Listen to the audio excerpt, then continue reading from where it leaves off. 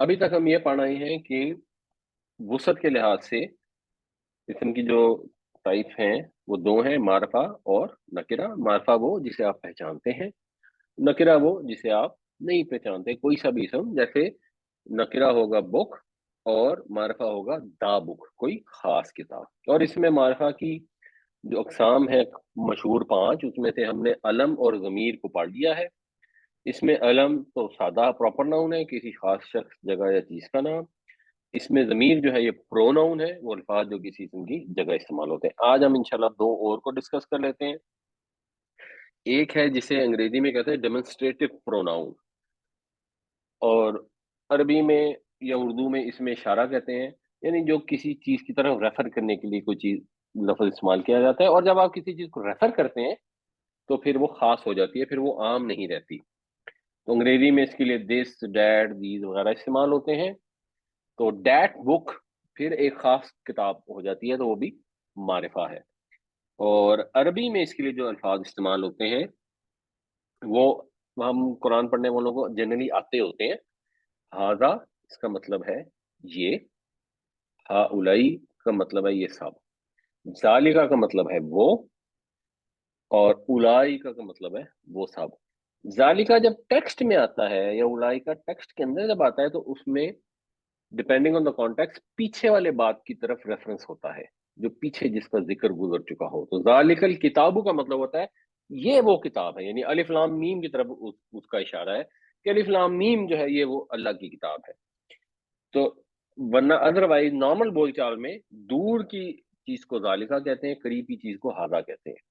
اگر ہم اس کو دور اور نزدیک کے لحاظ سے دیکھیں تو اس کے یہ 6 سیغے بنتے ہیں، اور 6 سیغوں کے بھی آگے ٹائپس ہیں۔ یعنی ہاذا جو ہے اس کی تو تینوں فارمز ہاذا ہی ہوتی ہیں، لیکن اگر 2 مذکر ہوں تو وہ ہو جاتے ہیں ہاذانی یا ہاذینی۔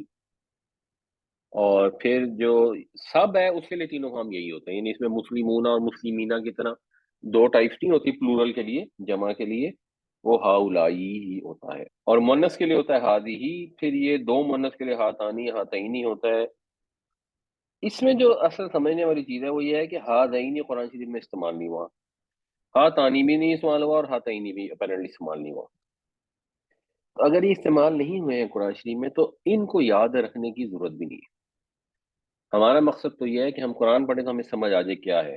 ہاذانی استعمال ہوا ہے، لیکن ہاذانی اب آپ کو ویسے ہی آئیڈیا ہے کہ مسلمون سے مسلمانی ہے، تو یہ تو آپ کو ویسے ہی یاد ہو جائے گا کہ اگر ہاذا کا مطلب ہوتا ہے یہ ایک مذکر، تو ہاذانی کا مطلب ہوگا یہ 2 مذکر کے یہاں پہ قرآن شریف میں آیا ہے، آپ وہ سمجھ لیں گے۔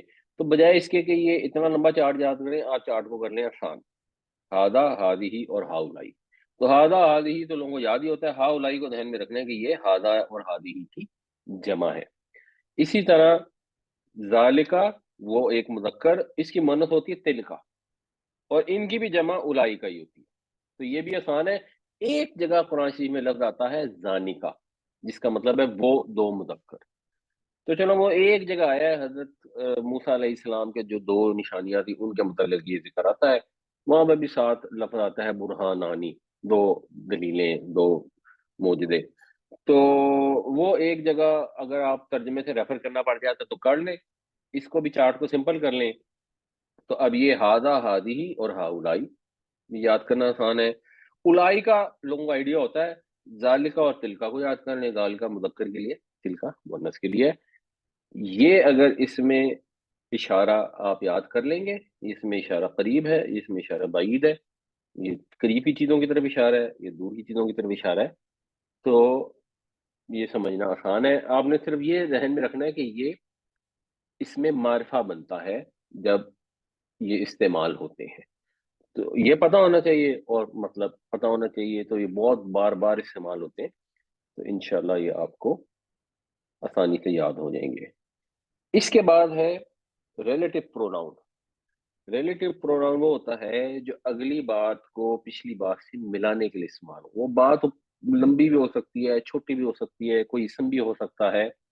مثلا اگر ہم کہیں کہ this is the house which Jack built, تو یہ وچ جو ہے یہ پیچھے والی بات کو ملا کر اگلی والی بات کو پورا کر رہا ہے کہ یہ وہ گھر ہے جسے جیک نے بنایا۔